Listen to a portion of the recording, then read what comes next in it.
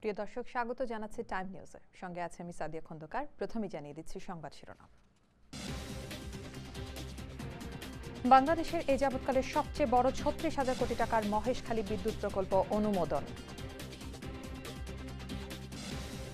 ঢাকায় অফিস খোলা স্থগিত করেছে বিশ্ববিখ্যাত American search engine company Google. নতুন সম্প্রচার নীতিমালার প্রতিক্রিয়া, বলছেন সংশ্লিষ্টরা। এবং উত্তাল সাগর গভীর অরণ্য ভেঙে স্বপ্নের দেশ আমেরিকায় পাড়ি জমান অনেক বাংলাদেশি। দেশের উন্নয়নে অবদান রাখলেও তারা থেকে যাচ্ছেন অবহেলিত। শুনছিলেন সংবাদ শিরোনাম, এবারে বিস্তারিত। কেবল আকাশ পথেই নয়, কখনো উত্তাল সাগর, কখনো বা গভীর অরণ্য ভেঙে স্বপ্নের দেশে পাড়ি জমান অনেক বাংলাদেশি। ঝুঁকিপূর্ণ স্পিডবোট এবং মালবাহী কার্গো ভ্যানে গাদাগাদি করে যুক্তরাষ্ট্রে পাড়ি জমাচ্ছেন তারা। প্রায় 15,000 কিলোমিটার দূরের এই পথযাত্রায় কেউ পৌঁছেছেন ঠিকই, আবার অনেকেই হারিয়ে যাচ্ছেন সমুদ্র কিংবা গহীন জঙ্গলে। জীবন বাজি রেখে সুদূর আমেরিকা প্রবেশকারী কজন বাংলাদেশি জানান তাদের জীবন মৃত্যুর দীর্ঘ যাত্রাপথের ভয়াবহতার কথা। আনোয়ার হোসেন বাবুর ক্যামেরায় বিস্তারিত দেখুন শিবলি চৌধুরী কায়েসের বিশেষ রিপোর্টে। সিলেটের মৌলভীবাজার থেকে নিউ ইয়র্ক পৌঁছতে ফয়েজ আহমেদের সময় লেগেছে প্রায় 1 বছর। ভারত, মধ্যপ্রাচ্য ও ল্যাটিন আমেরিকার কয়েকটি দেশ ঘুরে স্বপ্নের দেশে আসেন ফয়েজ। ঠিক একইভাবে বৃহত্তর নোয়াখালী থেকে নিউ ইয়র্ক পৌঁছান চৌমুহনীর আশরাফুল হাসান। তো 2007 বাইরে হওয়ার পর প্রথম আসছি ইন্ডিয়া থেকে আসছি দুবাই থেকে বিমানে বাজিল থেকে প্যারাগুয়ে। আমরা অনেকে দেশ থেকে ঘর মিটা বিক্রি করিয়ে আসছি এবং কি দালালের মাধ্যমে 20 লাখ টাকার মতো দিয়েছি। আমাদের পিছনে তাকানোর আর কোনো স্কোপ ছিল না। এই ইন্ডিয়া হয়ে আসতেছি বা এই কিউবা হয়ে আসতেছি, নিকারাগুয়া হয়ে আসতেছি বা গতিমালা হয়ে আসতেছি, ওই জন্য আসিয়া এই দেশে আসতেছি, এই মেক্সিকোর বর্ডারে। 7 সমুদ্র 13 নদী পাড়ি দেওয়া ফয়েজ ও হাসানের সঙ্গী ছিলেন অনেকেই। টানা 15 দিনের বেশি সময় না খেয়ে থাকতে হয়েছে তাদের।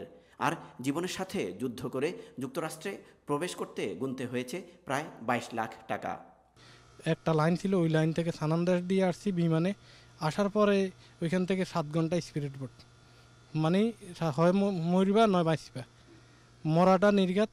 তাও জানি আমাদের সাথে 16 জন ছিল। এর আগে আমার ভাই আসছে, বাইরে উপরে 3 রাউন্ড গুলি করছে। আমারও গুলি করার মতো একটা দৌড়ানি দিয়েছে, কিন্তু আমার কিছু হয় না। আমার এই হাতে এখনো ব্যথা আছে।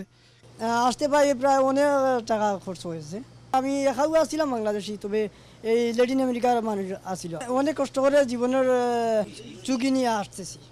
8টি দেশের 25টি বর্ডার পাড়ি দিতে পোহাতে হয় নানা দুর্ভোগ। মালবাহী কার্গো ভ্যানে গাদাগাদি করে আকাশপথে দুবাই, প্যারাগুয়ে, এরপর পর্যটক হিসেবে ল্যাটিন আমেরিকার ব্রাজিল। দালালের গ্রিন সিগন্যাল পেয়ে স্থলপথে ইকুয়েডরের কিতো, কলম্বিয়ার সানান্দাজ, এরপর উত্তাল সমুদ্র আটলান্টিক মহাসাগর পাড়ি দিয়ে নিকারাগুয়ে হয়ে গুয়েতামালা সিটি। নিশ্চিত মৃত্যু জেনেও মেক্সিকো বর্ডার ক্রস করে সবশেষে যুক্তরাষ্ট্রের টেক্সাস সীমান্ত।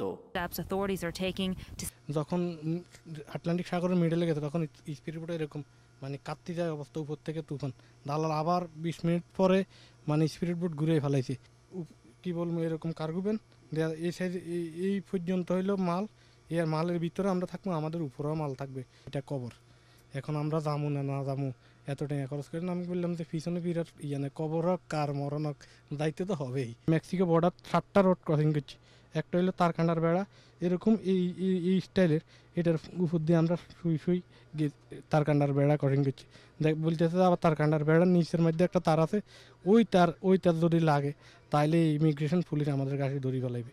মৃত্যু ঝুঁকির পাশাপাশি এভাবে দালালের খপ্পরে পড়ে যুক্তরাষ্ট্রে প্রবেশের যৌক্তিকতা নিয়ে টাইম টেলিভিশনের সাথে কথা বলেন ইমিগ্রেশন লয়ার এম.এ. আজিজ।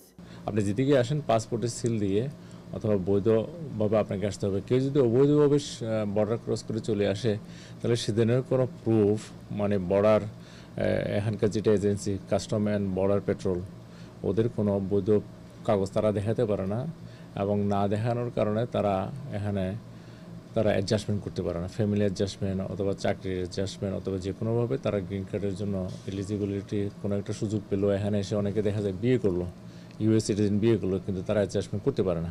নির্ঘাত মৃত্যু ও হাজারো প্রতিকূলতা ছাপিয়ে স্বপ্নের দেশে পাড়ি জমানো এসব মানুষের অর্জিত অর্থে সমৃদ্ধ হচ্ছে বাংলাদেশ। দেশের অর্থনীতির চাকা সচল রাখা এসব প্রবাসী অভিবাসী জানান তাদের কষ্টের কথা। দেশে গিয়া কি করবেন জানারও তো নিরাপত্তা নাই বা এই অনেক ধরনের যা ঝামেলা আছে। সব কিছু নিয়ম নীতি এখানে আছে ভালো, আমরা দেশে তো নিয়ম নীতি ভালো না ভাই, বিভিন্ন ধরনের যা ঝামেলা আছে বুঝছেন। এখানে আসি সকালবেলা বস্তাটা আনি, এরপর আমরা বিয়ারটা আনি, এই দোকানে কাজ করতেছি আজকে 6 বছর, এবং কি দেশে যায় এই টাকা নিয়ে দেশে যায় যে নিরাপত্তা থাকবো তারও কোনো গ্যারান্টি নেই। Shibli Chowdhury Kayes, Time Television, New York.